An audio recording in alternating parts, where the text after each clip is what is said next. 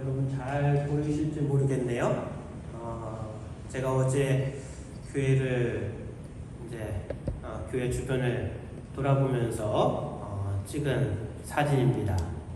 우리 지난주 눈이 많이 내려가지고 이렇게 눈이 많이 쌓였었는데 이제 눈이 녹고 보니까 하단이며 나뭇가지며 어느새 새싹이 돋고 있었습니다.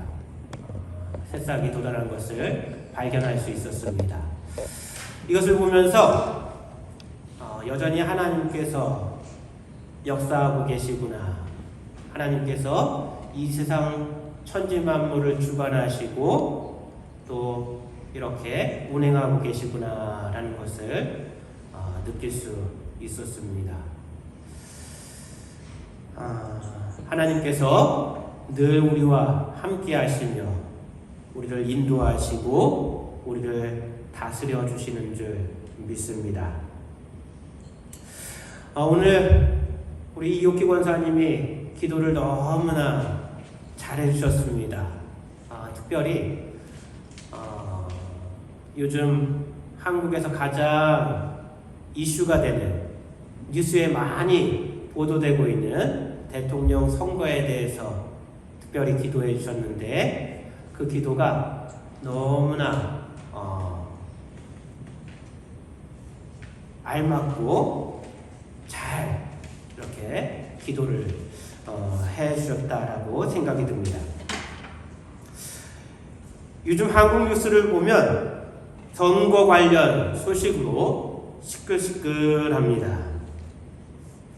이제 공식 유세 기간이 시작되었고 저마다 여러 가지 공약을 발표하며 국민들의 마음을 얻으려고 하고 있습니다. 투표일이 이제 20일도 채 남지 않았죠? 네. 과연 누가 대통령으로 뽑히게 될지 참으로 궁금합니다. 우리가 미국에 살아서 투표를 직접 하지는 못하지만 여러분 마음속에 누가 뽑혔으면 좋겠다 생각하는 사람이 있을 것입니다. 담임 목사가 여러분에게 부탁드리기는 될 수 있으면 교회에서는 정치적인 이야기를 자제해 주시길 부탁드립니다. 꼭 이야기를 나누더라도 그것이 갈등이나 편가르기가 되지 않도록 조심해 주시길 바랍니다. 교회가 정치적이어서는 안 됩니다. 저도 이번 대통령 선거에 관심이 많지만 정치적으로 치우치지 않으려고 노력하고 있습니다. 그리고 교회에서 되도록이면 정치적인 이야기를 하지 않으려고 합니다. 교회는 최대한 중립적인 입장에서 영적인 시각으로 이 사회를 해석하며 사회의 불공정과 부조리 그리고 악과 맞서 싸워야 합니다.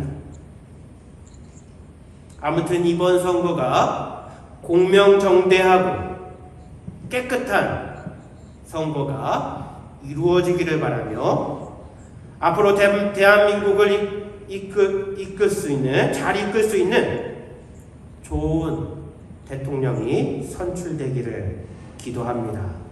여러분도 이렇게 기도해 주시기를 부탁드립니다. 현재 많은 국가들은 대통령제를 채택하고 있습니다. 여러 가지 방법으로 대통령을 선출하고 그리고 이렇게 선출된 대통령은 임기 동안 그 나라의 지도자가 되어서 나라를 대표하기도 하고 또 다양한 정책을 내어서 나라를 치리하게 됩니다. 그런가 하면 내각제를 채택하는 나라들도 있습니다. 이런 나라들은 보통 총리가 국가를 이끌게 됩니다. 그리고 공산국가도 있습니다. 이제 독재 체제를 유지하면서 한 사람이 혹은 한 정당이 오랫동안 계속해서 나라를 통치합니다. 저는 이렇게 세 가지 체제 정도만 알고 있었는데 이번에 그 외에도 더 다양하고 많은 체제들이 있다는 것을 알게 되었습니다. 우리 다음 슬라이드 한번 보여주시겠어요?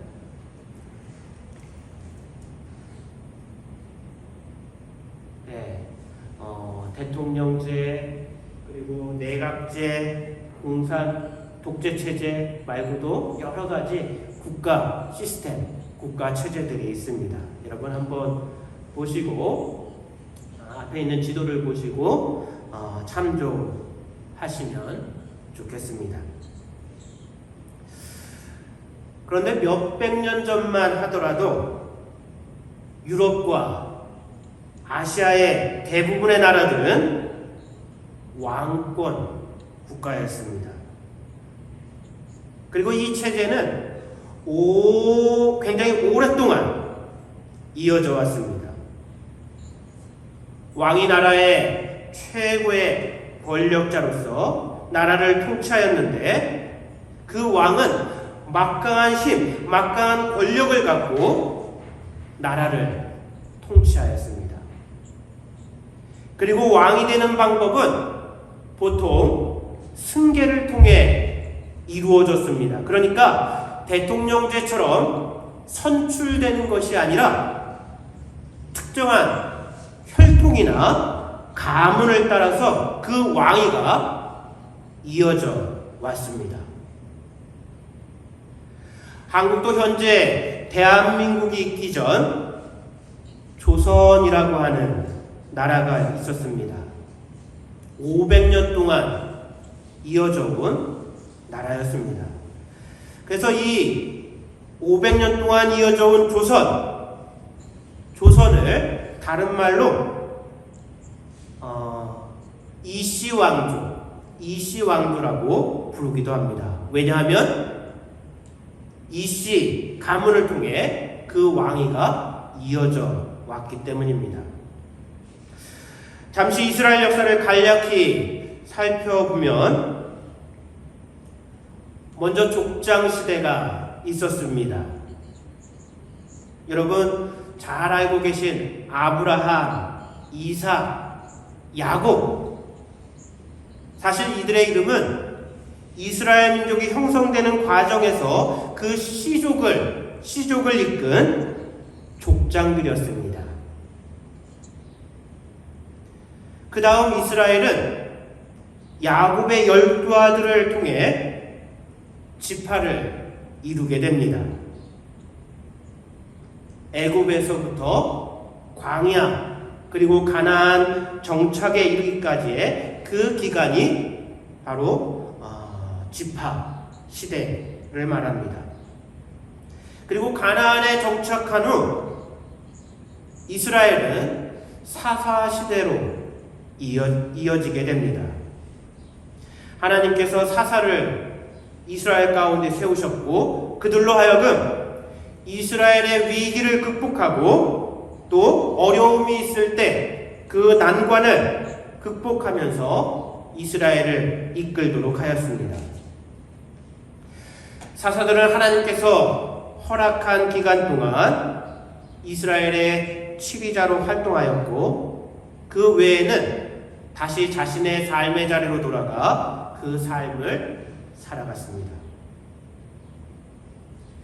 그리고 이제 사무엘상은 이스라엘이 사사시대에서 왕권 체제로 넘어가는 과도기의 모습을 그리고 있습니다.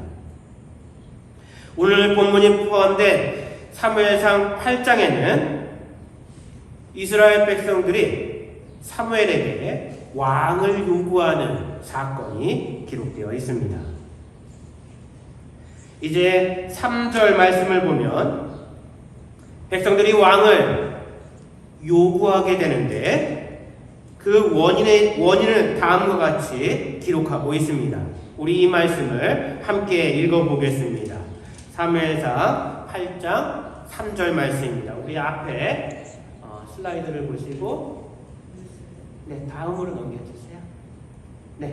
우리 3절 말씀 다 함께 읽겠습니다. 시작. 그 아들들이 그 아비의 행위를 따르지 아니하고 이를 따라서 뇌물을 취하고 판결을 굳게 하니라.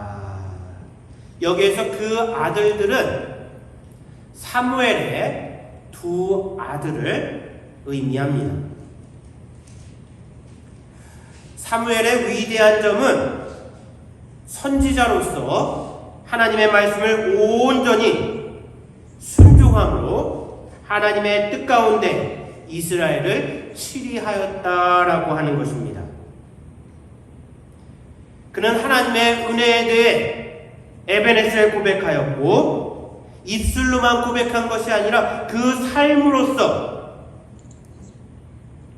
하나님의 은혜에 바르게 응답하는 삶을 살았습니다.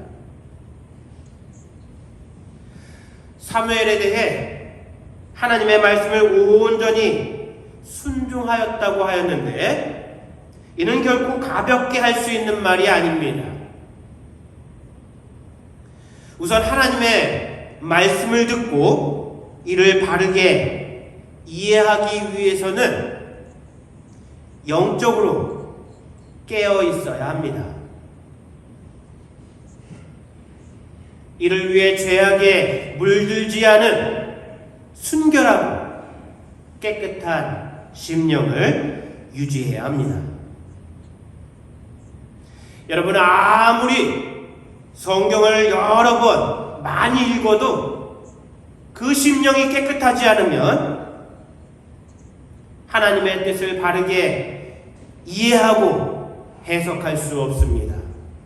오히려 성경을 자신의 욕심과 부정한 삶을 변명하기 위한 도구로 악용할 수 있습니다.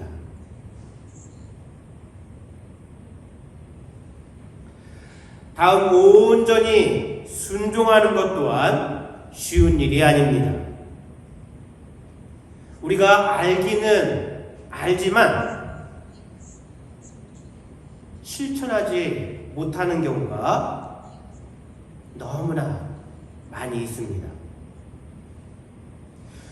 순종하기 위해선 아는 것을 순종하기 위해서는 겸손해야 합니다. 그리고 용기가 있어야 합니다. 뿐만 아니라 힘과 지혜와 능력도 겸비해야 합니다. 그래야 깨달은, 알게 된 하나님의 말씀을 온전히 삶에 실천하고 순종할 수 있습니다. 더욱이 지도자의 자리는 더욱 많은 유혹이 있는 자리입니다. 스스로를 절제하고 자제하지 못하면 쉽게 죄의 유혹에 넘어질 수 있습니다. 그만큼 지도자의 자리가 어려운 것입니다. 사무엘은 순결한 영으로 하나님의 말씀을 듣고 이에 온전히 순종하는 삶을 살았습니다. 그래서 사무엘이 이스라엘을 다스리는 동안 이스라엘은 평안할 수 있었고 안정된 상태를 유지할 수 있었습니다. 하지만 시간이 지나 사무엘도 나이가 많게 되었습니다. 그래서 그의 두 아들이 사사가 되어 사무엘이 하던 일, 이스라엘을 치리하던 일을 맡게 되었습니다. 그런데 그들은 아버지의 신실하고 거룩한 하나님 뜻에 순종하는 삶을 따르지 않았습니다. 자신들의 이득을 위해 살았고 또 뇌물을 받고 뇌물을 준 사람들에게 유리하게 판결을 내리는 부정한 판결을 행하곤 하였습니다. 이스라엘에 다시 위기가 찾아왔습니다. 한국 속담에 윗물이 맑아야 아랫물도 맑다라는 말이 있습니다. 사사가 된 사무엘의 두 아들, 이들의 부정은 단지 그들만의 문제가 아니었습니다. 이스라엘 전체가 다시 타락하기 시작하였음을 의미합니다. 엘리 제사장 가정에 임하였던 참상이 다시 벌어질 수 있는 상황이 되었습니다. 이것이 이스라엘 백성들이 왕을 요구한 바로 첫 번째 이유였습니다. 그리고 오늘 본문에는 두 번째 이유가 기록되어 있습니다. 오늘 본문 20절 말씀을 제가 한번 읽어보겠습니다. 우리도 열방과 같이 되어 우리 왕이 우리를 다스리며 우리 앞에 나가서 우리의 싸움을 싸워야 할 것이니이다. 이제 주변 나라들을 보니까 강력한 나라들이 일어서기, 나타나기 시작하였습니다. 그러한 나라들을 보니까 막강한 힘을 가진 왕이 그 나라를 통치하는 것이었습니다. 이스라엘 또한 그런 나라가 되고 싶었고, 그래야 강한 나라들 사이에서 이스라엘을 지킬 수 있다고 생각하였습니다. 지금 우리의 시선으로 보면 이스라엘의 요구는 틀릴 것 없는 합당하고 타당한 것이었습니다. 그리고 그 방법밖에 다른 방법이 없어 보입니다. 여러분 한번 생각해 보시길 바랍니다. 나라가 부강해야 평화도 유지할 수 있고, 그래야 백성들도 그 안에서 안정된 삶을 살 수 있습니다. 그런데 이는 어디까지나 왕권 정치를 긍정적이고 좋게만 보았을 때입니다. 이스라엘의 말에는 스스로를 깊은 웅덩이에 빠뜨릴 함정이 숨어 있었고, 그들은 전혀 자신들이 한 말이 그 안에 어떠한 의미를 내포하고 있는지 정확히 알지 못하였습니다. 이는 마치 하나님과 사람의 관계를 파괴하고자 하와에게 했던 사단의 거짓말과 같은 것이었습니다. 다스린다는 것이 어떤 의미인지 알지 못하였고, 왕이 자신들을 위해 희생하고 전쟁에서 대신 앞장서서 싸워줄 것이라고 착각하였습니다. 그렇다면 다스린다는 것은 어떤 의미를 가지고 있을까요? 첫 번째는 관리하고 보호한다라고 하는 의미가 있습니다. 하나님께서 천지 만물을 창조하시고 그 지으신 세상을 사람들에게 맡기셨습니다. 사람들로 하여금 다스리게 하셨습니다. 이 세상을 관리하고 보호하도록 그 사명을 우리 사람들에게 맡기신 것입니다. 두 번째는 오늘 본문에서 이스라엘 백성들이 한 말입니다. To lead, 이끌다라고 하는 말입니다. 앞장서다, 본이 되다, 섬기다라고 하는 의미가 그 안에 내포되어 있습니다. 여기까지는 다스린다고 하는 좋은 의미입니다. 그런데 마지막 세 번째, 다스린다고 하는 의미는 또한 통치하고 통제하다 라고 하는 의미도 가지고 있습니다. 인류 역사를 돌아볼 때 왕들의 모습을 보면 백성들을 보호하고 올바르게 이끌고 섬기기보다는 그들의 가진 힘을 통해 백성들을 억압하고 통제하고 통치하는 경우가 훨씬 많았습니다. 그래서 백성들이 고통받고 괴로움을 당하는 경우가 많았습니다. 그래서 지금은 이런 왕권 통치가 대부분 사라진 것 아니겠습니까? 이는 하나님께서 사무엘에게 알려주신 것과 같은 결과입니다.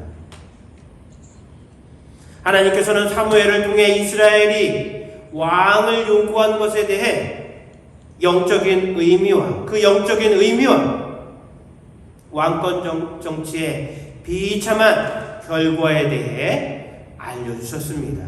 그 말씀이 7절부터 18절까지 이어지는 말씀입니다.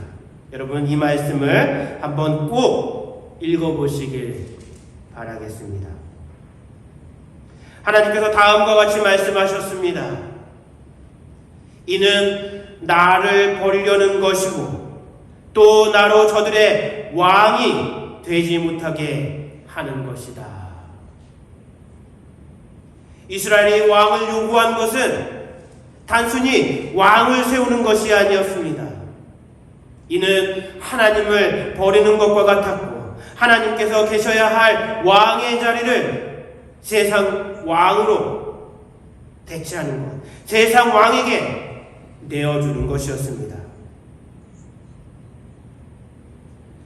우리가 세상에서는 여러 다양성을 추구할 수 있습니다.